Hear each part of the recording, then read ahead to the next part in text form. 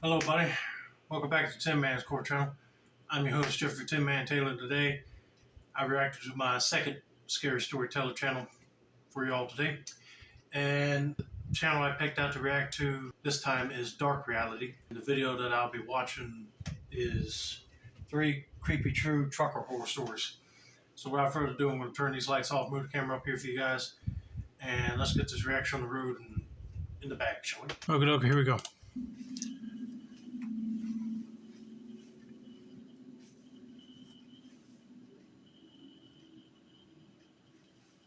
I am a male, and this happened in my early 20s. Before I start, I need to provide a little backstory. I grew up in a very sheltered environment, usually only leaving the house for grocery runs and doctor appointments. I didn't even go to school. My mother decided it was best to homeschool me. As a result of my upbringing, I was, and still am, very socially awkward, though I'm getting better. One thing I did leave the house for as a child was to compete in talent competitions.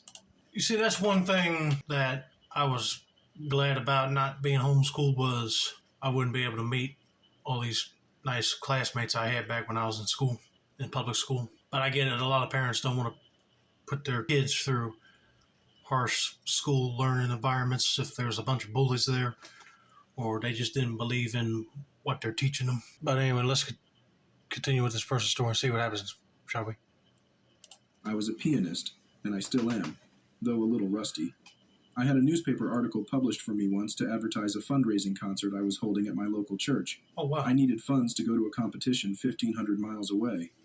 In the article, the journalist recorded a quote from me. She had asked what I thought of my talent, and being a child in a Christian household, I replied, "It's not my talent. God let me borrow it." Fast forward to when I became an adult. I was eager to leave the house and get out on my own. I decided to get my commercial driver's license so I could see as much of the world as I could. Besides driving long hours and the occasional night of having trouble finding a halfway decent place to park at the end of the day, I enjoyed it. One night, I was pulling into a truck stop to park for the night. As I was taking my dog out to do his business, I passed by the truck next to mine.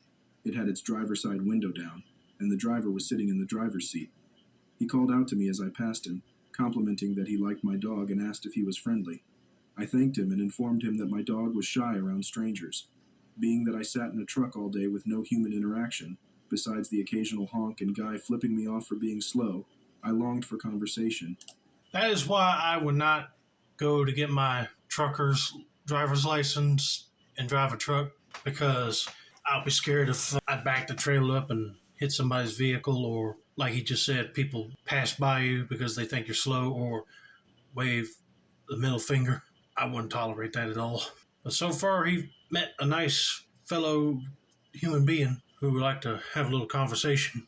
But I'm already getting that feeling that maybe this guy might be trying to interact just to be friendly, but then once you get back on the highway, he's going to follow you.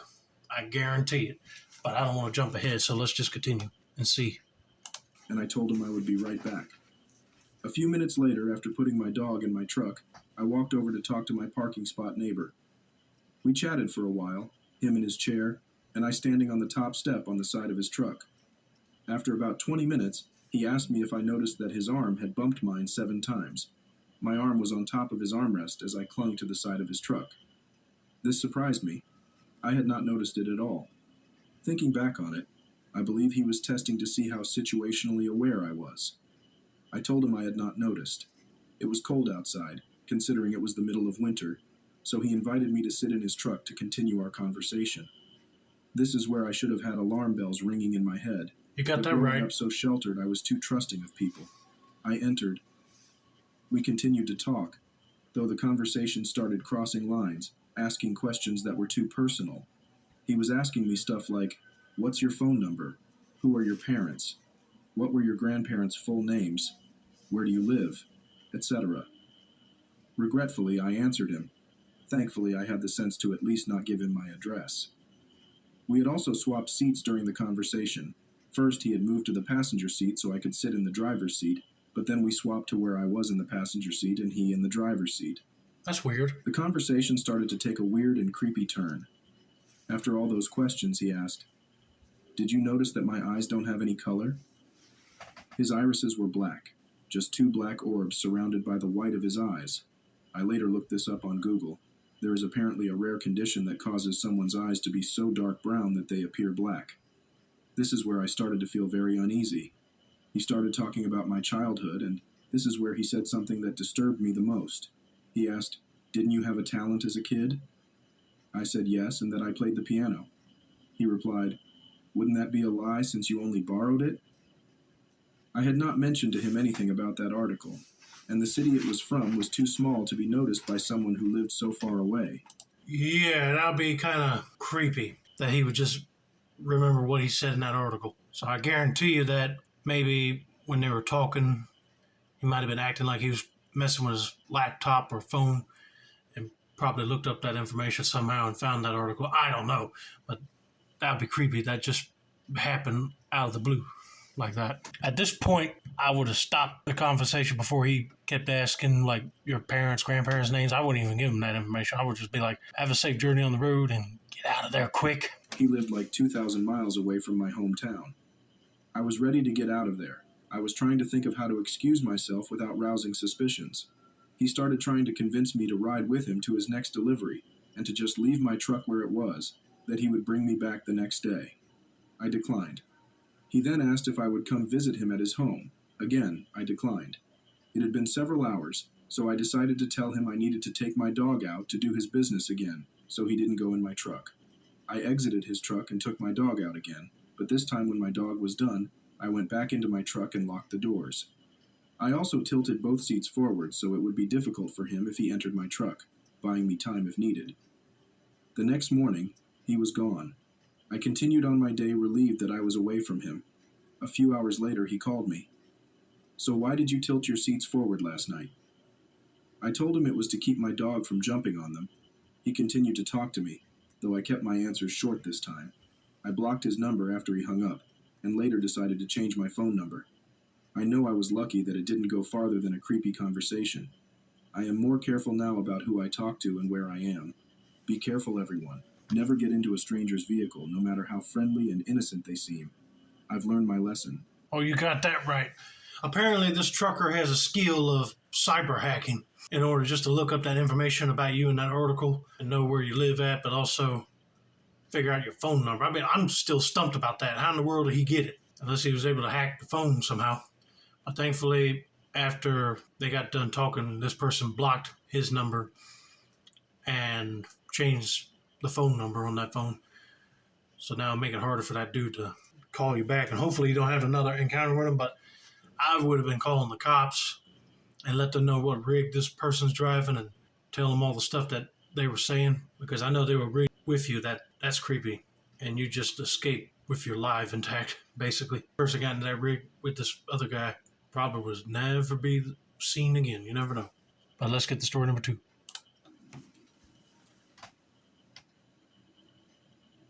This is a story I grew up hearing my mom tell me.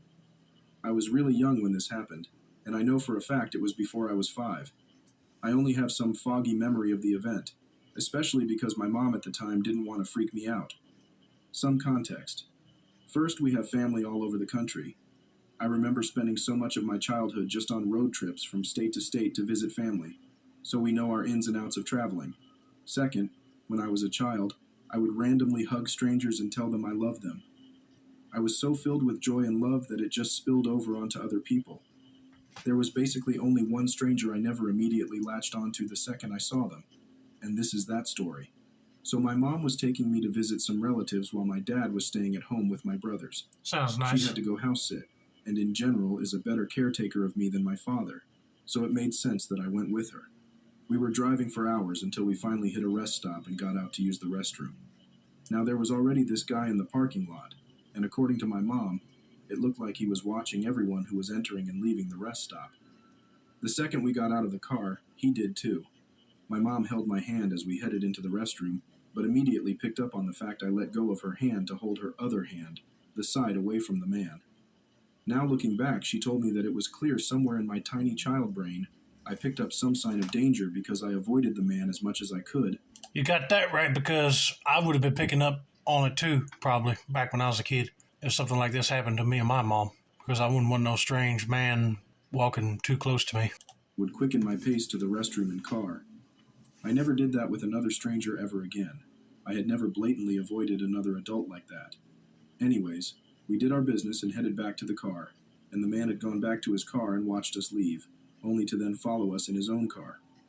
My mom immediately realized what was going on and tried to shake him off on the highway. He wouldn't budge and tried to get as close as he could. Apparently, while doing this, a semi-truck driver noticed how frantic and off she was driving and could see her looking back at his car. He realized what was going on and drove up to her side and kind of made eye contact with her, and they were on the same page from then on out. Turns out the driver called up on his radio to other truckers and told them what was going on, and a bunch of drivers from different routes nearby came onto the same highway we were traveling on. A few minutes later, they began blocking out the guy's car and essentially trapping him away from my mother and me, as she turned onto an exit to get off the highway to another rest stop as the original truck driver followed us in. He got out and talked to my mom and told her he picked up on what was happening, asked us if we were okay, and drove with us to a Burger King and got us something to eat. We talked, and he followed us back onto the road until eventually we went our separate routes. Oh, that is nice of him. A truck driver noticing what was going on and got some other truck drivers to help block the other person. He probably wanted to rob them by trying to follow them, and when they stopped, he would get out and assault them. But thankfully, that truck driver knew what was going on and made that task impossible for the other guy. The mom and this kid had food at Burger King with the truck driver and then went separate ways. If that don't scream guardian angel, I don't know what will. But he saved their lives from that dude that night. This happened around 2 years ago. I was around 15 or 16 years old. My family was on the way to Mexico. The main point of going was for my grandfather to meet my little brother, who was about 7 at the time. Some background for those who don't know the roads in Mexico. Once you cross the border at Laredo, Texas, you either take the freeway or the toll road. The freeway is a fast pass to getting thrown off the road and off a mountain, quite literally. The road isn't wide. Big trucks hardly fit in their own lane as if they respect the yellow line in the middle. Toll roads are supposed to be the safer alternative. You pay a certain fee depending on your vehicle at different spots, and there's supposed to be federal policemen along the highway. Anyways, about 4 hours before we got to my dad's hometown, we approached a bridge with a lot of traffic, which was odd since the rest of the road hadn't been so clustered. Being from the US, we found it odd that some vehicles were driving over the white line on the right side of each lane, in the shoulder. My dad, the driver, assumed it was to give access to passing. Keep in mind, we had never driven to Mexico alone, and it had been over 8 years since we were last there. So there was an 18-wheeler, or should I say 26-wheeler, in front of us. It was like those FedEx trucks that pulled 2 short trailers at once, but this one was pulling 3 normal-sized ones. It was moving so slow, being the cause of traffic in the right lane. Since he was driving on the shoulder, my dad decided to pass him. I mean, yeah, I'll be passing him because at this point, I would just like to get to my destination quick and not be stalled by FedEx pulling multiple trailers. But me personally, I would have done the toll booth road. Be safer since he's got federal agents looking around. Still able to do it without crossing the yellow line into other oncoming traffic. We noticed that other cars weren't doing the same, but didn't think much about it. After a while, I looked back out the back window, trying to take a picture of the sunset. When I did this, I saw the same truck coming at us in full speed. My brothers noticed that I was staring out the window and looked back. My younger brother, 13 at the time, yelled to my dad that he needed to move. As if things couldn't get worse, there was a traffic jam in the oncoming lane, so there was no way of passing the vehicle in front of us. My mom began to panic. Her then undiagnosed anxiety was getting to her, and she was constantly turning in her seat, yelling to my dad that the truck didn't seem to be slowing down. My dad managed to calm her, and we refused to look back to build onto the anxiety. About 3 minutes later, my 7-year-old brother looked back and said the truck was tailgating us. The truck was flashing his brights at us, the driver's arm out the window, shooting us the middle finger and motioning us to pull over. As if a miracle, traffic was clearing out at an exit, and my dad managed to leave the truck behind. Around 30 minutes later, the same truck came flying past us, passing us as we were going uphill. He blared his horn and pulled into the correct lane again as a tiny white car came over the steep hill. To this day, I get chills thinking about what could have happened if my dad pulled over. Mexico is not a safe place. If you plan on traveling there, please be careful and always look at your surroundings. I ain't planning on going down to Mexico anytime soon because I'm scared about all that cartel activity down there. You definitely don't want to be caught in between any gang violence. And I had a feeling that if this family pulled over, that angry FedEx truck driver would have got out and started harassing them. But anyway, I hope you guys enjoyed this video. Don't forget to like, subscribe, turn on post notifications for more dark reality content like this. This has been another successful installment of the Tin Man Score channel. I'm your host, Jeffrey Tin Man Taylor, and I said that's a wrap. Have a nice day, buddy.